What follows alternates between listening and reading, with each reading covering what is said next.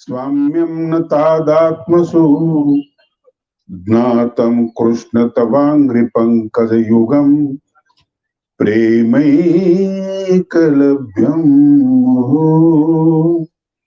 चक्रधरा चक्रधरा ब्रह्मस्वरूपा चक्रधरा चक्रधरा ब्रह्मस्वरूपा चक्रधरा चक्रधरा ब्रह्मस्वरूपा चक्रधरा चक्रधरा चक्रधरा ब्रह्मस्वरूपा चक्रधरा ब्रह्मस्वरूपा चक्रधरा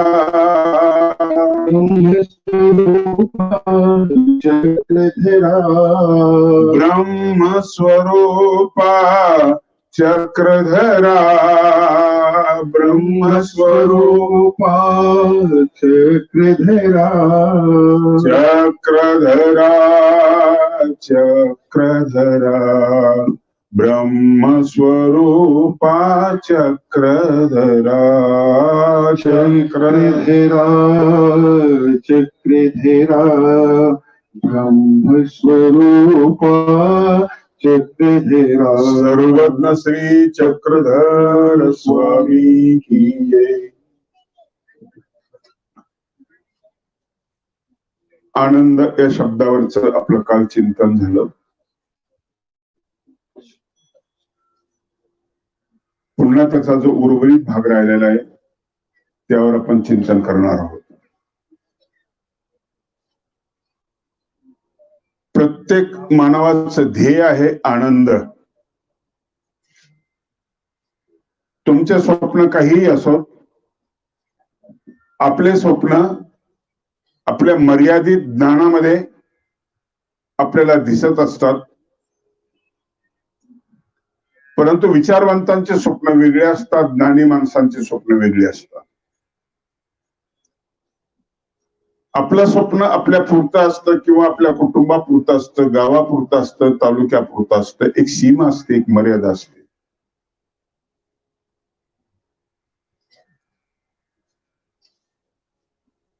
विचारवंतांचं स्वप्न हे देशासाठी असतं, देशाच्या भवितव्यासाठी असतं। 50 वर्षानंतर आपला देश कसा असेल याचा ते आराखडा मांडत असतात, त्या दिशेने त्यांचा प्रवास असतो। आणि विचारवंतांचं स्वप्न वेगळं असतं। आपलं स्वप्न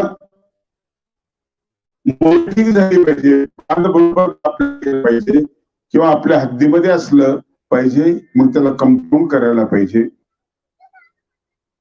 घराची सीमा निश्चित करायला पाहिजे, सुरक्षित करायला पाहिजे, इथपर्यंत असतं। तर देशाची सीमा सुरक्षित राहायला पाहिजे आपल्याला कळत नाही, ते देशाचा विचार करणाऱ्या लोकांना कळतं। काहींचं स्वप्न पृथ्वीच्या संदर्भामध्ये असतं।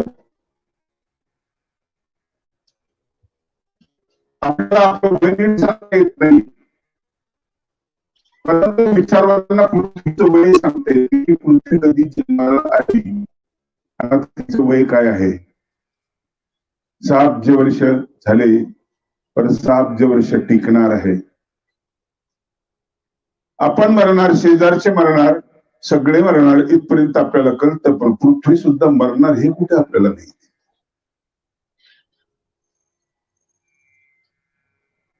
प्रत्येक गोष्टीचा अंत हा सिद्धांताला कळत असतो। आता काही वारलेले शास्त्रज्ञ असं म्हणाले की आता पृथ्वी राहण्याची लायकीची राहिलेली नाही। थोडं थोडं आपल्यालाही कळायला लागलं, इथलं पाणी आता पिण्याच्या लायकीचं राहिलेलं नाही, इथली हवा आता प्रदूषित झालेली आहे। ज्या आंब्याबद्दल प्रीती होती तो खाण्याच्या लायकीचा राहिला नाही, कारण त्याच्यामध्ये केमिकल टाकून पिकवतात। जे दूध आपल्याला आवडत होतं, आपण गवळणी म्हणतो नाथांच्या, बाजाराला आम्ही चाललो, आमचं दह्या दुधात नाही पाणी. आज आपल्याला दुधाची भीती वाटायला लागली.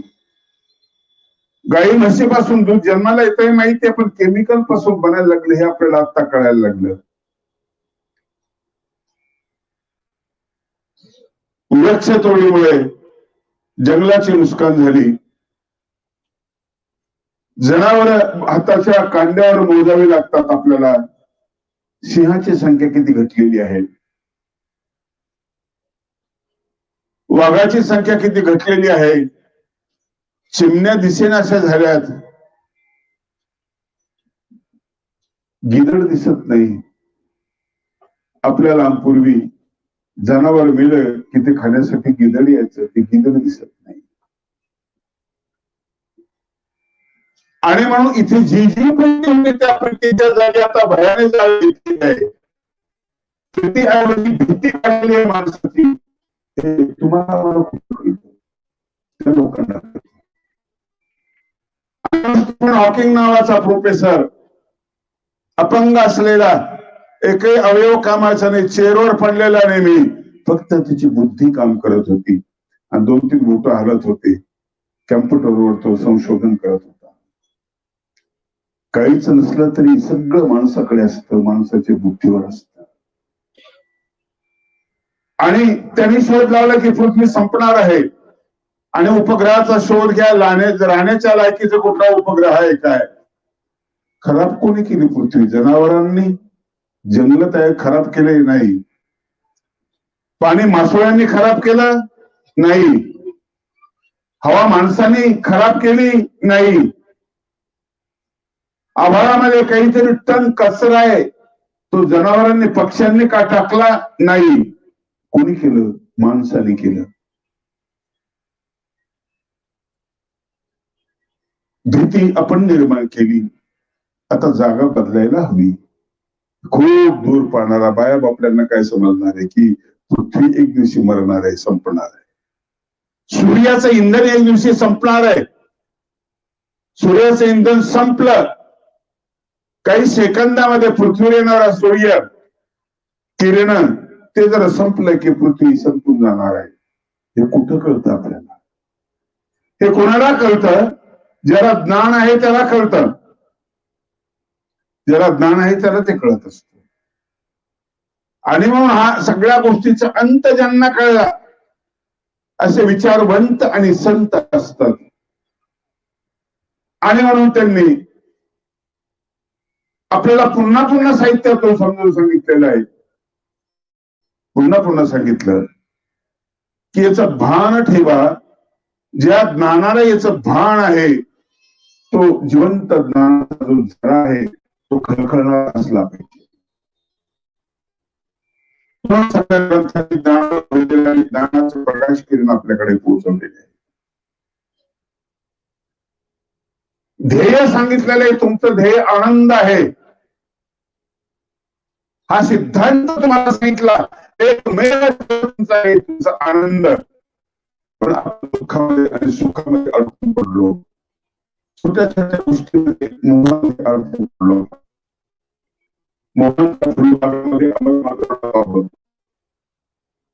म्हणून आकाशी झेप घेरे पाखरा सोडी सोन्याचा पिंजरा. हे सोन्याचे छोटे छोटे पिंजरे आहेत.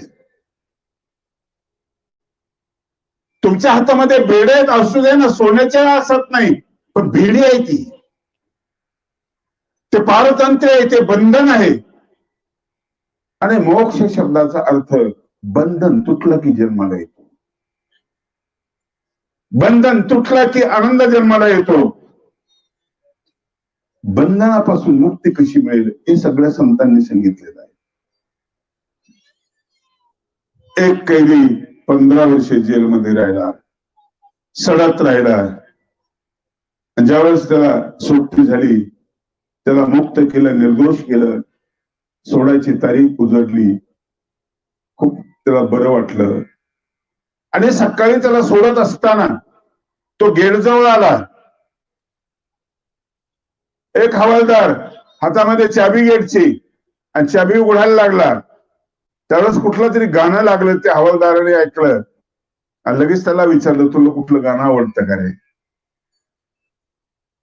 तो म्हटला नाही. तुला आनंद कशामुळे होणार सांग बरं? भीमसेन जोशीचा आवडतं? नाही. लता दिदीचा आवडतं? नाही. कुमार सानूचा आवडतं? नाही. रफीचा? सगळ्यांचे नाव घेतले, मला काहीच आवडत नाही. आणि नावं घेता घेता त्यांनी कुलूप उघडलं आणि खळखळ आवाज आला. तो म्हटलं की मला हा आवाज आवडला. हा खळखळ आवाज मला आवडला. अरे गाण्यामध्ये तर व्हायलिन असतं, संगीत असतं, किती वाद्य असतात. इथं तर वाद्य नाही, काय नाही. घ्या कुलपाचा खळखळ आवाज आला, तुला कसा आवडला? तो म्हटला हा मुक्तीचा आवाज आहे, स्वातंत्र्यातून मुक्त झाल्याचा आवाज आहे. मोकळा झालो मी, आता मोकळा झालो. माझं बंधन तुटलं, 15 वर्षीय बंधनामध्ये होतो आणि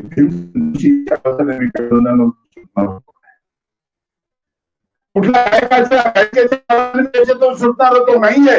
आवाज तो महत्वाचा आहे की जो मुक्ती देतो, तुम्हाला मोक्ष देतो, तो बंधनापासून सोडतो. आणि बंधनाची तृप्ती झाली की आनंदाची प्राप्ती होत असते. लक्षात ठेवा, बंधनाची त्रुटी म्हणजे आनंदाची प्राप्ती.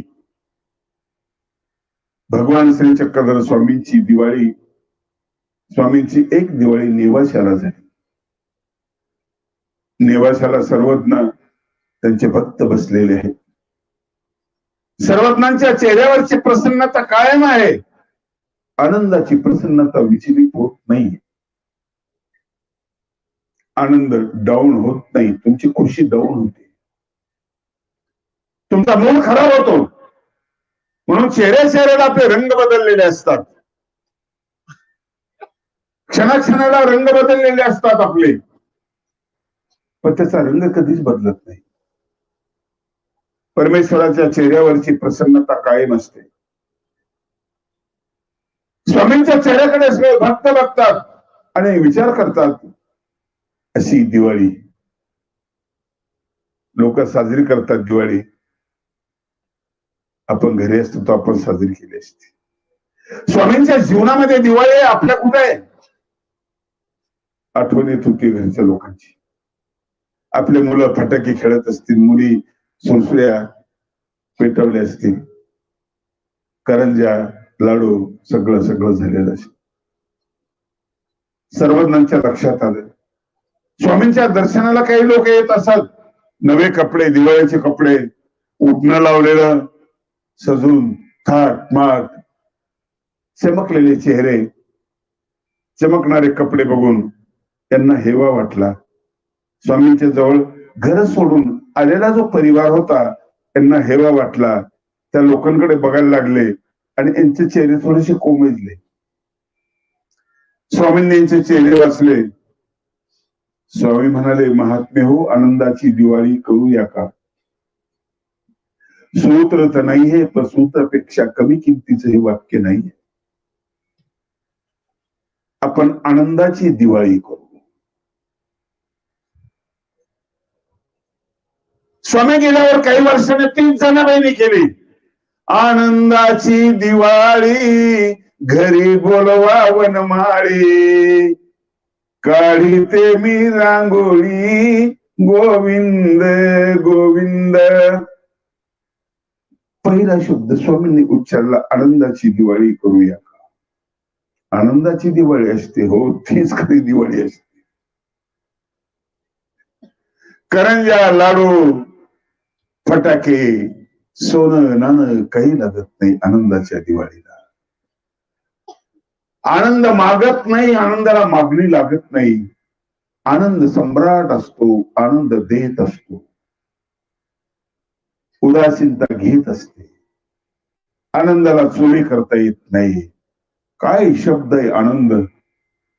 शब्द सृष्टीतला राजा आहे, तो सम्राट आहे आनंद शब्द. आणि म्हणून आनंद या शब्दाला साहित्यामध्ये पर्यायी शब्द आहे. सगळ्या शब्दांना पर्यायी शब्द आहे. आनंद शब्दाला विरुद्धार्थी शब्द नाही. सगळ्या शब्दांना विरुद्धार्थी शब्द आहे. सुखाच्या विरोधात दुःख आहे, सावलीच्या विरोधात ऊन आहे, बऱ्याच्या विरोधात वाईट आहे, आनंदाच्या विरोधात शब्दच नाही. आनंदाला पर्यायी शब्द नाहीये, दुसरा कुठला शब्द नाहीये. आनंदाला पर्यायच नाहीये. सुख हा आनंदाला पर्याय नाही. दुःख तर नाही, पण सुख हा आनंदाला पर्याय नाही. एकमेव शब्द आहे आणि तो फक्त परमेश्वरालाच लागू आहे. इतर आपल्या जीवाची उंची ती नाहीये. फार सरपंच होतो, आमदार होतो, खासदार होतो, शाश्वत नाही, तात्पुरते होतो. झाल्यानंतर धाक असतो, पद जाईल का? आनंदामध्ये धाक नसतो. बिनभोग शब्द आहे तो आनंद शब्द. आणि म्हणून आनंद तो परमेश्वर आनंद आहे. पहिलं सूत्र सांगितलं तुम्हाला, आनंद शब्द ईश्वर बोलीजे. आताचं सूत्र आहे आनंद तो. जीव कसा आहे? सुखी दुःखी आहे. देवता कशा आहेत? सुखी आहेत. तो कसा आहे? आनंद आहे. खूप गोड नाव आहे त्याला. आनंद शब्द फक्त परमेश्वराला लावता येतो, दुसरा लावता येत नाहीये. असा अद्भुत तो शब्द आहे. देत राहणं सारखं देत राहणं. आणि तो शब्द परत ज्ञानेश्वरीमध्ये आलेला आहे. स्वामींनी अगोदर तिथं तो लीळेमध्ये तो शब्द वापरला, तो ज्ञानेश्वरीमध्ये नेवाशाला ज्ञानेश्वरांनी शब्द वापरला आणि गोड शब्द वापरला तो. मी अविवेकाची काजळी फेडून विवेक दीप उजळी. परमेश्वराच्या तोंडामध्ये घातला तो शब्द की तू काय करतोस? मी अविवेकाची काजळी फेडून विवेक दीप उजळी. विवेकाचा दिवा लावतो. तुम्ही दिवे लावता ना, खूप दिवे लावता तुम्ही दिवाळीच्या दिवशी, म्हणून तर ती दीपावली आहे. मी विवेकाचा दीप लावतो. हे दिवे विसतात, वाऱ्याने विसतात, तेल संपल्यानंतर विसतात. विवेकाचा दीप विझत नाही, तो प्रकाश नाही विझत. माणसाने निर्माण केलेली विद्युत जी आहे, मगाशी लाईन गेली,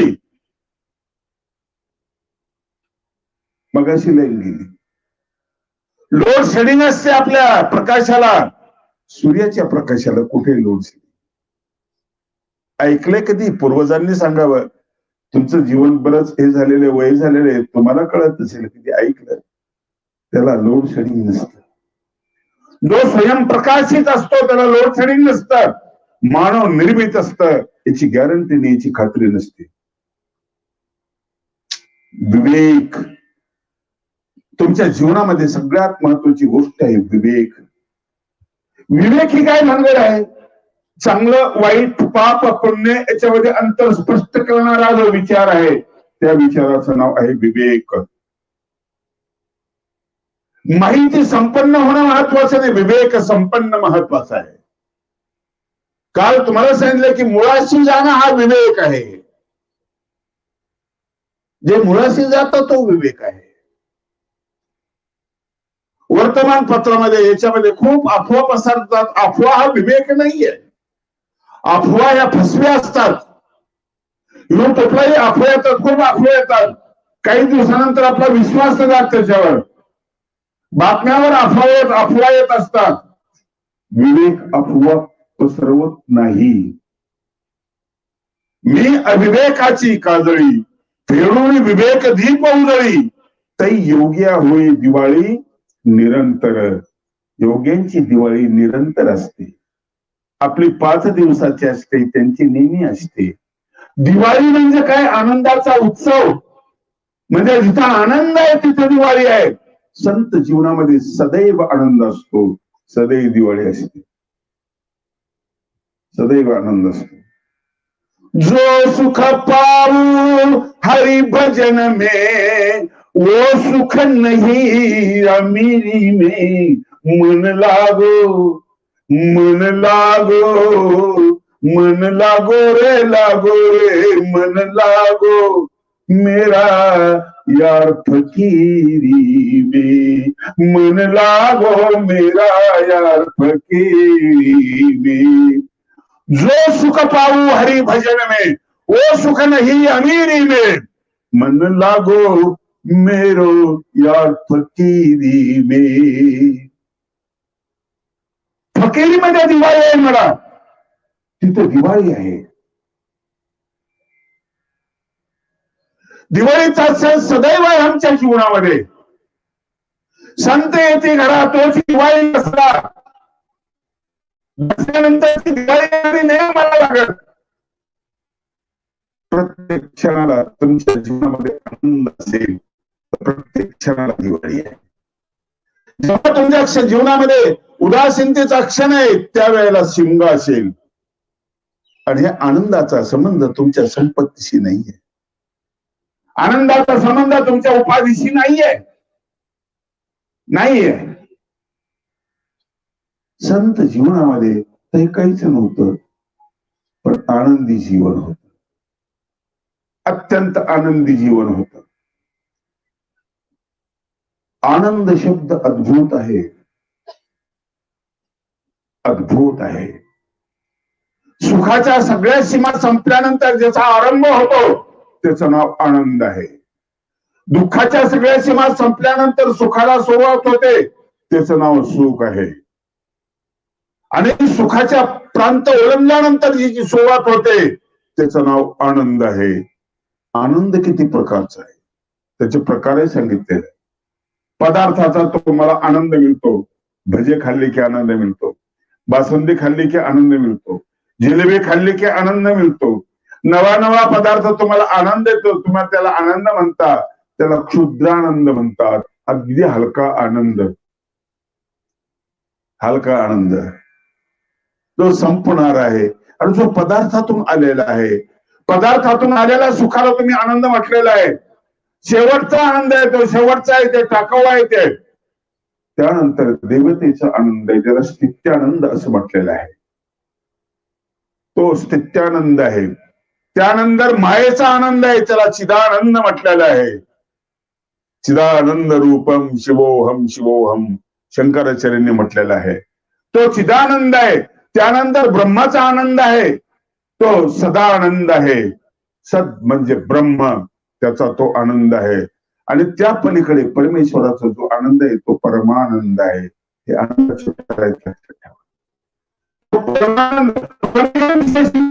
लागलेला आहे.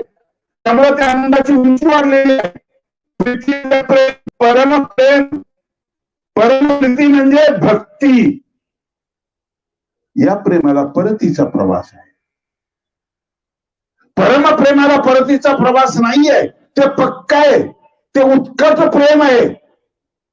ती भक्ती विभक्त होत नाही अशी ती भक्ती आहे. परमेश्वराला सोडत नाही ती भक्ती.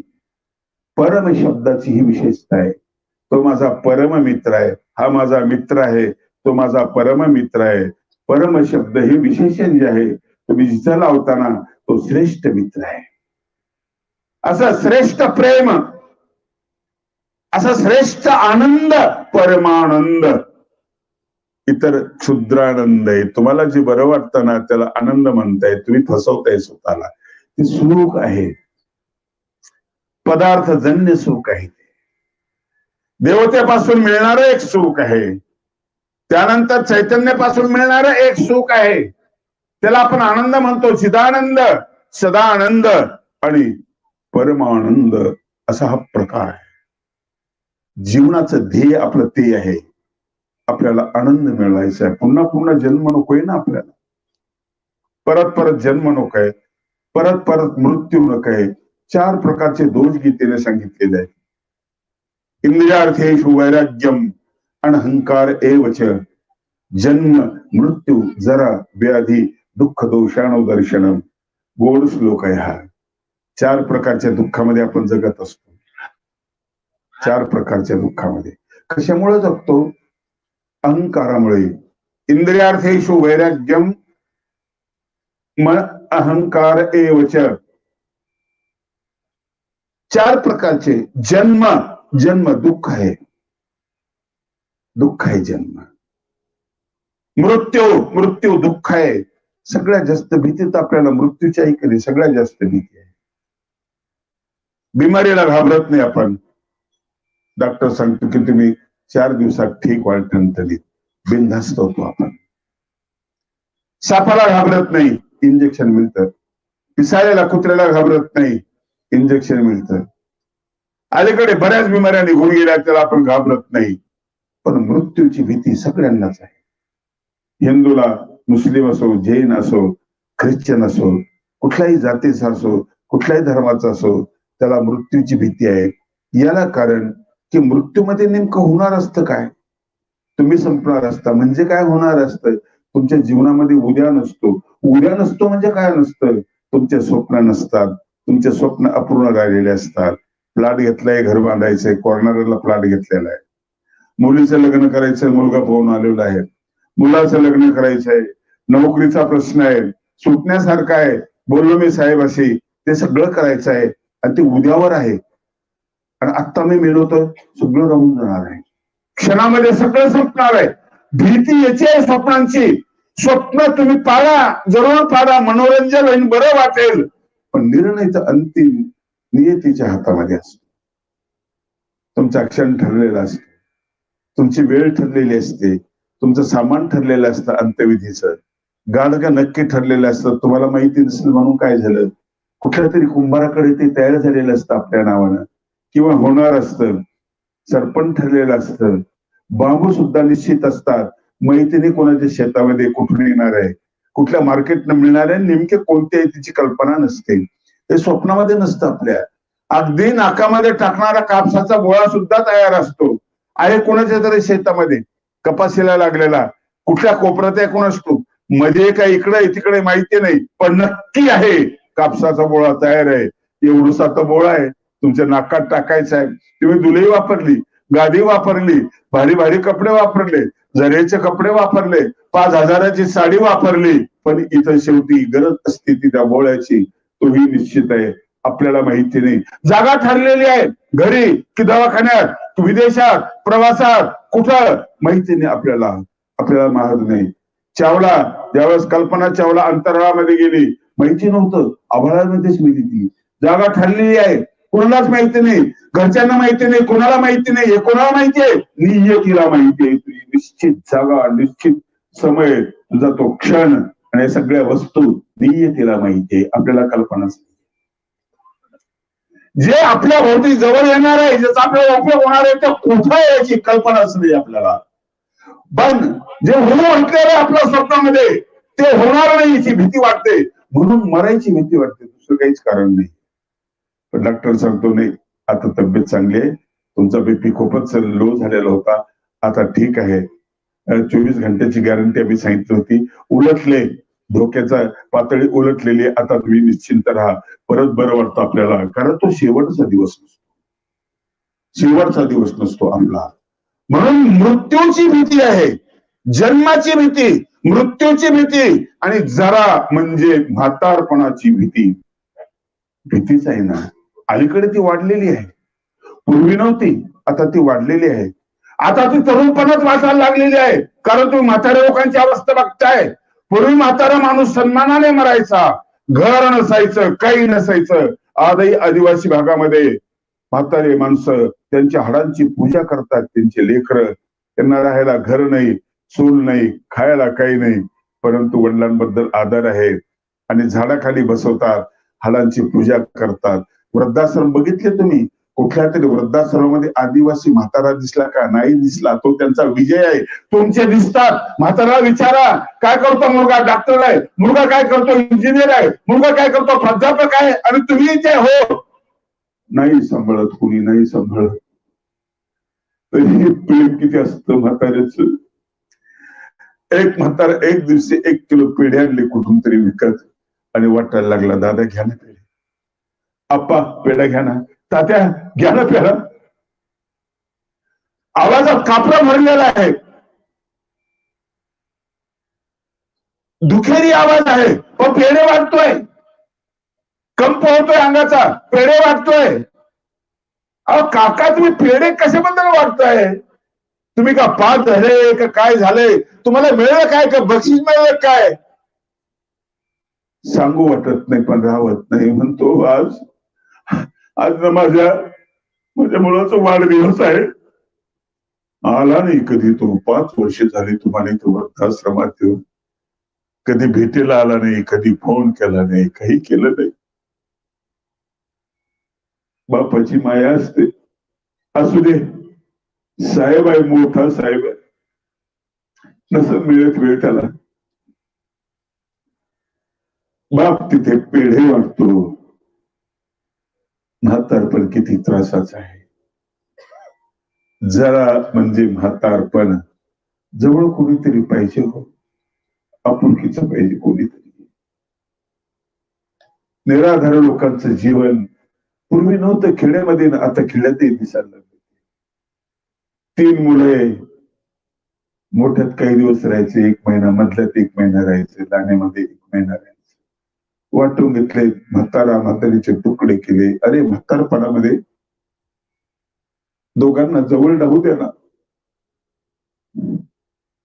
त्यांच्या संसाराचा इतिहास बघू द्या, त्यांना सुखदुःख, त्यांच्या सुखदुःखाने विणलेला तुमचा हा संसार आहे. बोलू दे त्यांना मोकळे म्हणाले, घेतात, काळजी घेतात एकमेकाची. बघितलं मी, म्हातारी थकली, म्हाताराही थकला. थंडीचे दिवस, म्हातारीमध्ये त्राण नाही, पायाखालची चादर अंगावर घ्यायची. म्हातारा उठला, थरथर थरथर करत गेला, चादर हातामध्ये घेतली, म्हातारीच्या अंगावर टाकली. किती ऊब मिळालेली असे. जरा म्हातारपण आणि व्याधी, व्याधी म्हणजे दुःख. व्याधीचं प्रमाण वाढलंय, पहिल्यासारखं नाही राहिलं. क्षणात काही सांगता येत नाही. नवीन नवीन बिमाऱ्या येत आहेत, काही कळत नाही. अर्धा पैसा जेवणासाठी लागतो, अर्धा पैसा बिमारीला लागणाऱ्या पैशासाठी लागतो, औषधीसाठी लागतो.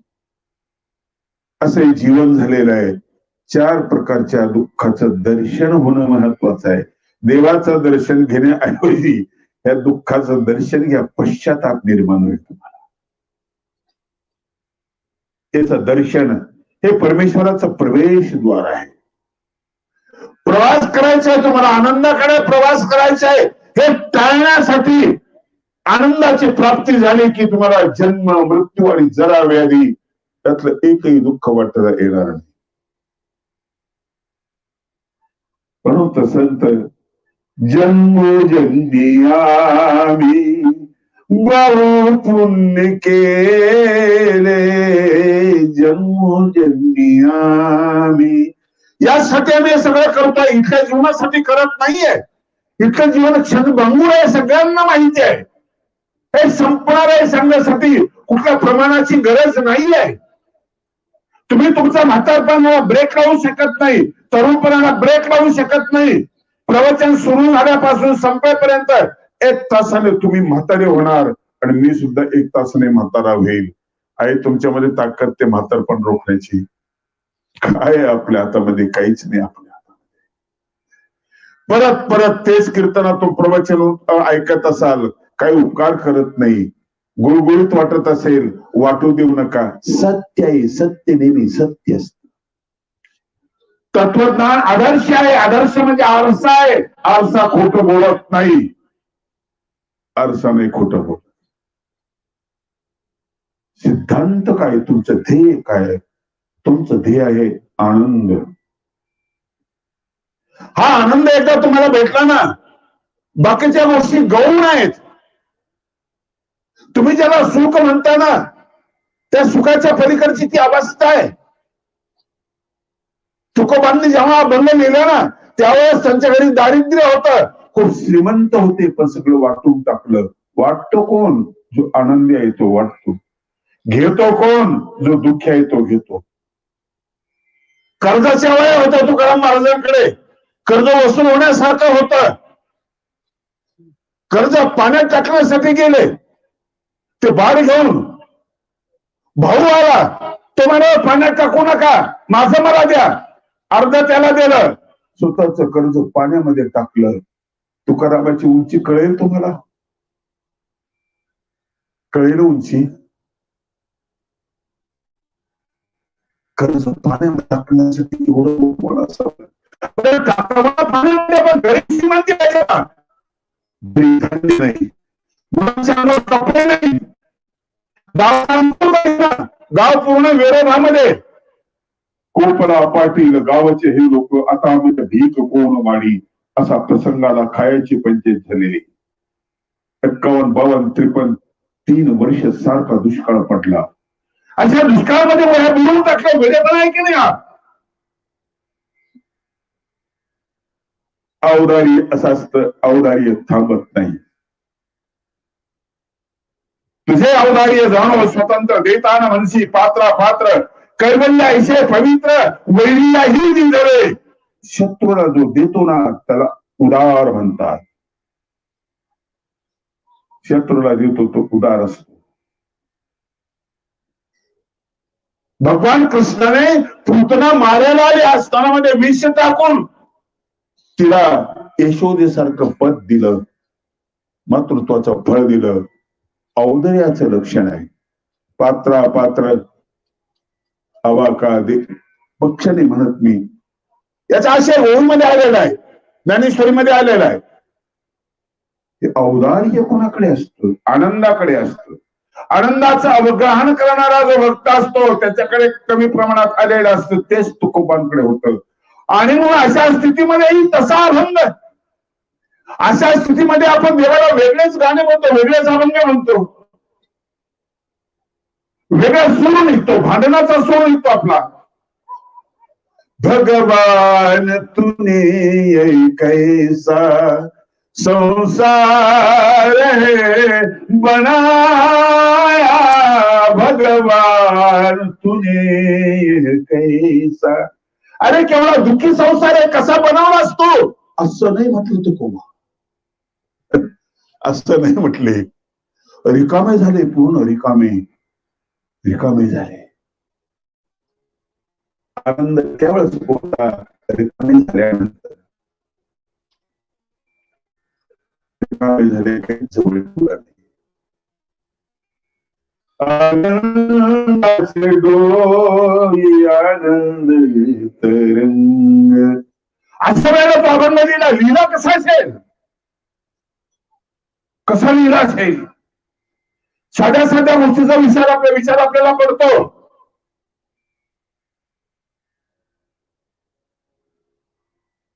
कसा अभंग लिहिला असेल? भीष्माला अर्जुनाने बाण मारले, सर सर सर बाण अंगात घुसत होते. बाण घुसला की रक्ताची चिलकांनी बाहेर पडत होती.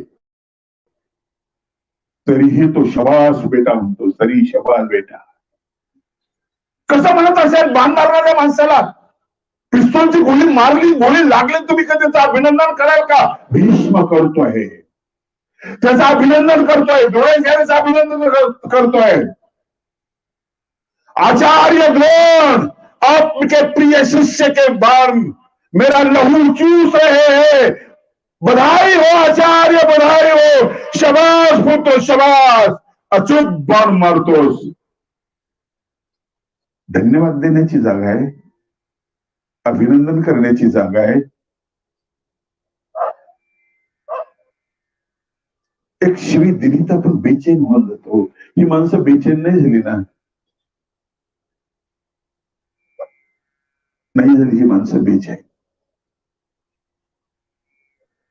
आनंदाचा स्रोत त्यांच्यामध्ये प्रविष्ट झालेला आहे.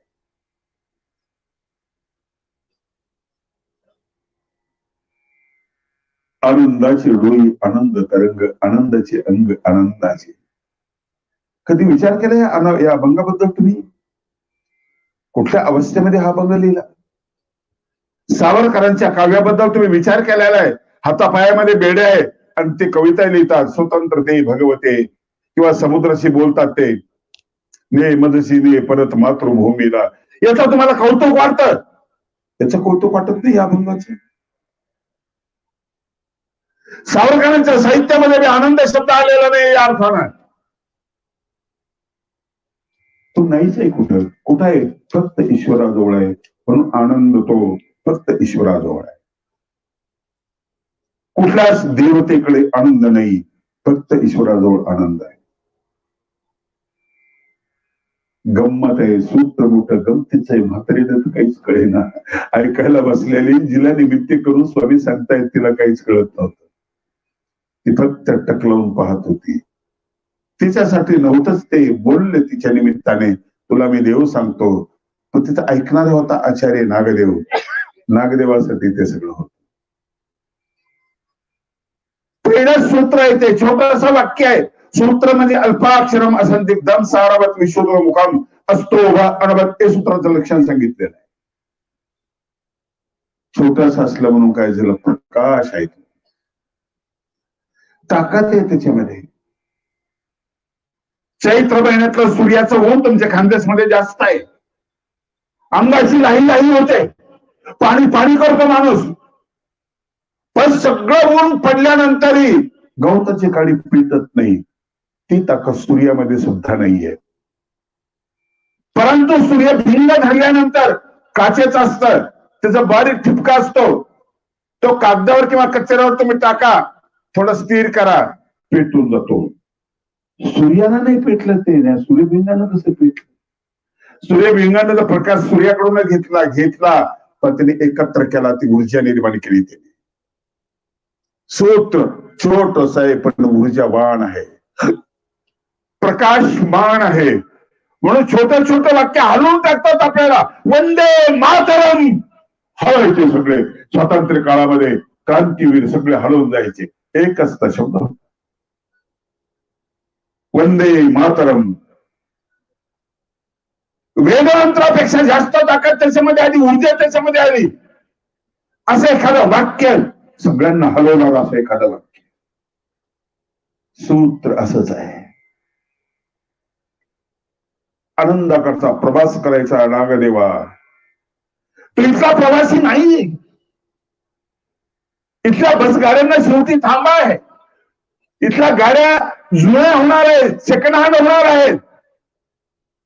इथं तुझा प्रवास नाही. इथल्या सगळ्या जागा मृत्यूच्या जागा आहे. कुठेही जा, मरणार तू.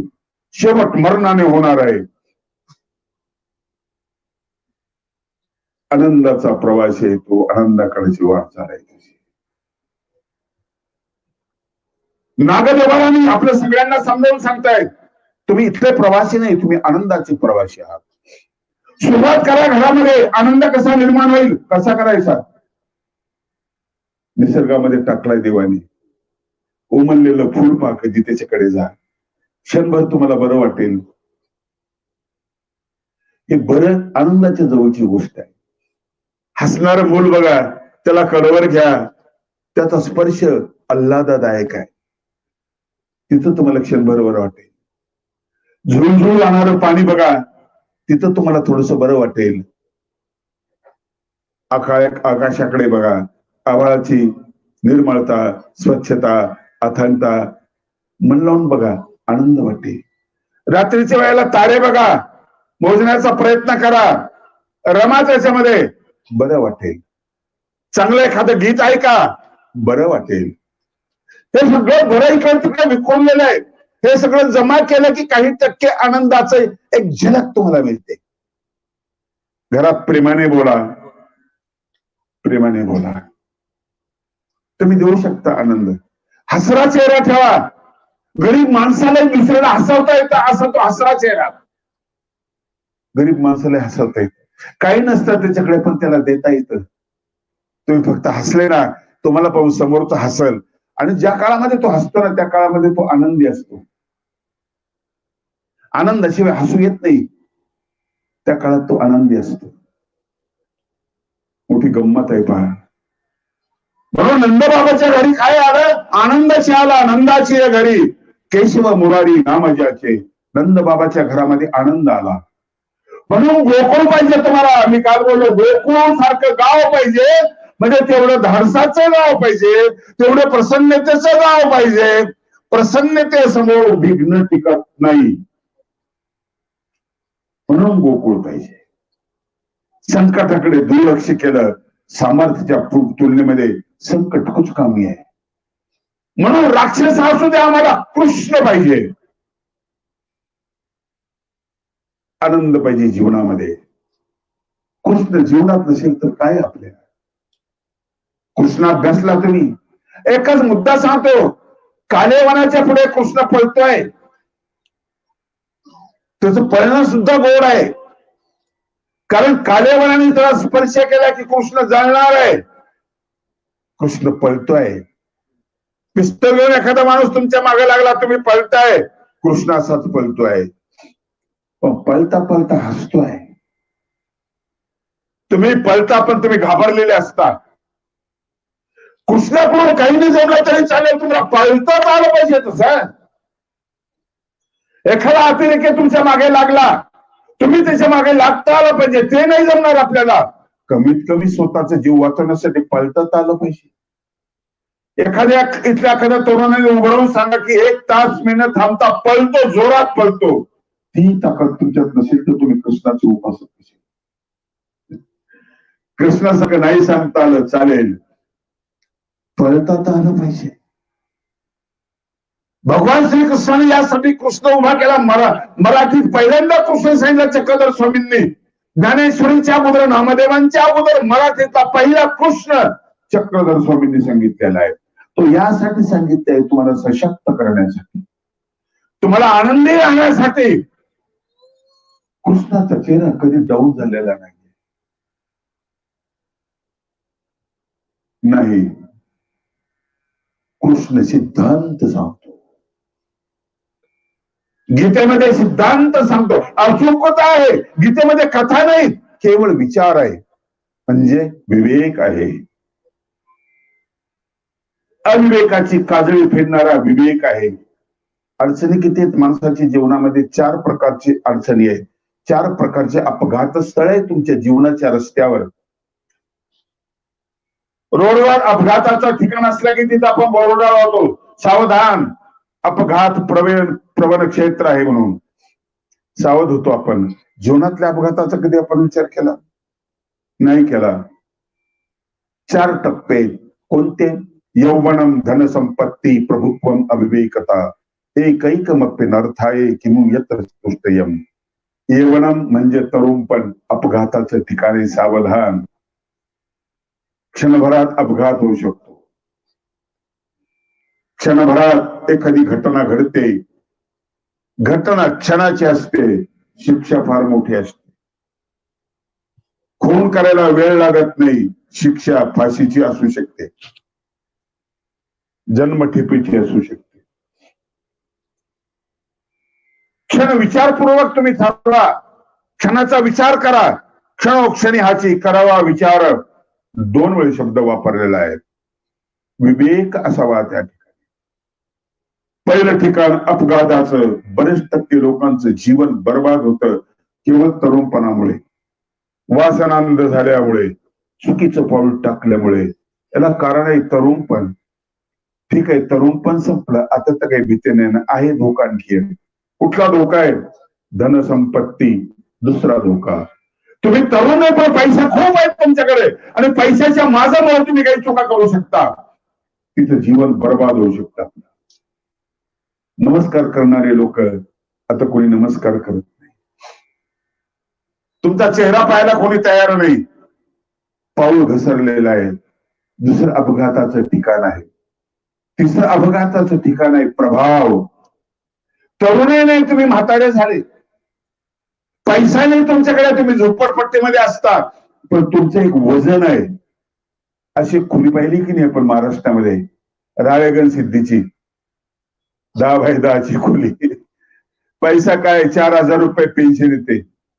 घरात संपत्ती काय? एक सतरंजी आहे, एक शाल आहे, एक तांब्या, एक वाटी आणि एक परात आहे. पण खोली किती वजनदार आहे. दिल्लीचं तख्त हलवणारा काही काळ तिने. प्रभाव आहे, पण ह्या प्रभावामध्ये धर्म जर असेल, प्रभावाकडून चुकीचं वाक्य केलं असेल, जीवन बर्बाद होऊ शकतं. आणि चौथं अविवेक, अविचार.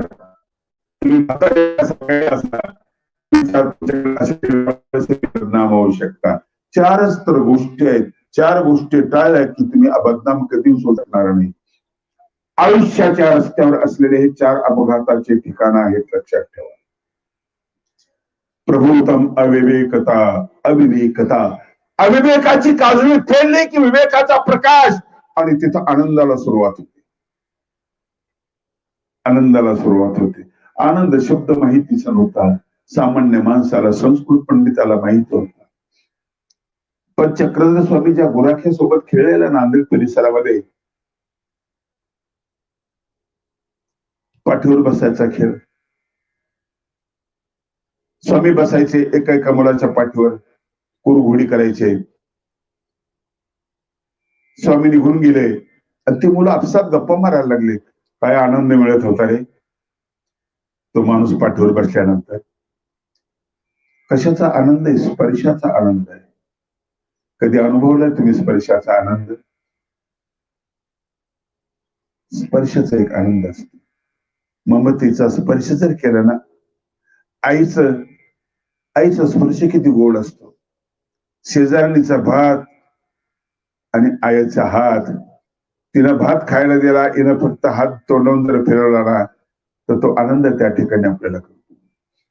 तुम्ही हेअर कटिंग सलून मध्ये जाता, आधी तुम्ही लहान असताना घरी जेवण करत होते, दुधा तुपाचा घास आई तोंडात टाकत होते, खरकट तोंड होत होतं तुमचं. आधी तोंड आई पुसायची जेवण झाल्यानंतर, तिच्या लोबड्यांना पुसायची. मळका असायचं, फाटका असायचं, ठिगळाचं असायचं, पण ती तोंड पुसायची ना, त्यावेळेस तो स्पर्शाचा संचार होत होता आणि खूप आनंद वाटायचा. आठवण करा, तुम्ही लहान असाल तर तुम्हाला आठवण येत असेल तो स्पर्श. तुम्ही मोठे झाले, हुशार झाले, पैशावाले झाले, दाढी काढण्यासाठी हेअर कटिंग सलून मध्ये गेले. तिथे त्यानं दाढी केली, फवारा मारला, पाणी मारलं, साबण लावला, फेस काढला, परत फवारा मारला. काय काय लावतो, काय काय नाही कोण असतो. गुळगुळीत नरम दाढी केली, वस्तारा फिरवला, सरळ फिरवला, उलटा फिरवला, तिरपा फिरवला आणि चकचकीत दाढी केली. नंतर त्याने तोंड पुसण्यासाठी टावेल काढला, नेपकिन काढला आणि आई एवढ्या जोरात पुसत नव्हती, त्याने जोरात पुसला. तुमचं तोंड निर्मळ केलं. तो स्पर्श आणि आईच्या लोगड्याचा स्पर्श, फरक आहे की याच्यामध्ये? फरक आहे याच्यामध्ये. तुम्ही खुर्चीवर बसलेला आहात, तो पुसतो, त्या स्पर्शामध्ये सौदा आहे, या स्पर्शामध्ये सौदा नाही. या स्पर्शामध्ये भावना असते आईच्या. माहितीये तुम्हाला, विनोबा भावे घरून गेले ना, आईची एक साडी घेऊन गेले, शेवटपर्यंत सांभाळली, जुनी झाली, जीर्ण झाली, दुसरी खोळ तयार केली आणि ती साडी नेहमी अंगावर घेऊन झोपायचे. ते काय मिळालं असते त्यांना? सगळे पंतप्रधान त्यांच्या भेटीला जायचे, खाली बसायचे फरशीवर. कधी गेलात तुम्ही पाहुणारला, खाली फरशीवर बसायचे. सतरंजी नव्हती, काही नव्हतं. जेवण करायचे, ताट आणायचे, शेल्फ सर्व्हिस होती आणि ते ताट स्वतः इंदिरा गांधी ठेवायच्या तिथे नेऊन त्या जागेवर. आता बिहारी वाजपेयी त्या जागेवर नेऊन ठेवायचे. काय गाडीचे मिळालं नसते का? कपडे नसते मिळायला का त्यांना? सगळं मिळालं असतं. सोन्याची चादर म्हटलं, सोन्याची चादर मिळाली असती. गोरलं म्यान आहे ना भरपूर, अंगावर कपडे धारण केलेले आहेत त्यांनी, कुंभी झालाय त्यांचा, सोन्याचे कपडे धारण केले, खोळी झाला त्यांचा, पण याचा मोह झाला नाही. आईच्या लुगड्याचा मोहन झाला आणि अंगावर झोपतात असताना आईचं ते लुगडं अंगावर घेऊन झोपायचे. म्हणायचे आईची आजही मला मिळते. तो स्पर्श मला आजही आठवतो, तो ममतेचा स्पर्श मला आजही आठवतो. मुलं गप्पा मारतात ते गुराखीत. अरे काय आनंद मिळत होता आपल्याला. तो स्पर्श करायचा, वर बसायचा. म्हणजे चक्रधर स्वामी खेळताना वर बसायचे, पाठीवर बसायचे. अलौकिक स्पर्श, काय आनंद मिळायचा. संन्यासी जवळून चालले, त्या संन्यासाने तो शब्द ऐकला आणि ऐकल्याबरोबर ते गप्पा मारायला लागले आपसामध्ये. अरे हा आनंद शब्द यांच्याकडे कसा पोहोचला. लय भारी म्हणणारी माणसं, लय चांगलं म्हणणारी माणसं या पलीकडे शब्द माहिती नाही. आनंद हा शास्त्रीय शब्द यांच्याकडे कसा पोहोचला. पण ते गेले आणि त्यांना विचारले, मुलांनो हा आनंद शब्द कुठून मिळाला तुम्हाला? ते म्हटले एक माणूस आला होता, खूप सुंदर होता, खूपच चांगला होता, आमच्या पाठीवर बसला ना तर आम्हाला आनंद होत होता, सुख वाटत होतं. नाही म्हटले, सुख कळतं आम्हाला, हा आनंद होता. आनंद शब्द गुराख्यांच्या पाठीवर ठेवून जाणारा चक्रधर कधी कळला आपल्याला? सर्वसामान्य माणसापर्यंत हा शब्द पोहोचवणारा, न कळत न शिकवता पोहोचवणारा कळला आपल्याला. निर्वचनामध्ये विद्वानाला सांगितलं का म्हाताऱ्याला सांगितला आणि आपल्या स्पर्शातून त्या गुराख्यांना तो शब्द दिला. आनंद कसा असतो, मुलं आठवण करायची त्यावेळेस त्यांना आनंद होत होता. स्पर्श असतो का, एक एक स्पर्श असतो. आईला मुलगा झाला, तिच्याकडे देऊ नका. नख फक्त 5 फूट अंतरावरून तो वाढतोय, ती पाहते आहे, तो भूक नाही भागत तिची. द्या ना हो, मला द्या ना, स्पर्श करू द्या ना मला. माझी एवढीच भूक आहे, फक्त मला हातात द्या, माझ्या हातात द्या. एक कोण तिचं तोंडावर मला हात धुलू द्या. उपाशी असते ती, पोट भरलेलं असतं तरी ती उपाशी असते. मुलगा देऊ नका. चिडल ती, रागवल ती, मारायला उठेल तुम्हाला. त्या स्पर्शासाठी ती मारायला उठेल. स्पर्श आनंदाचा स्पर्श.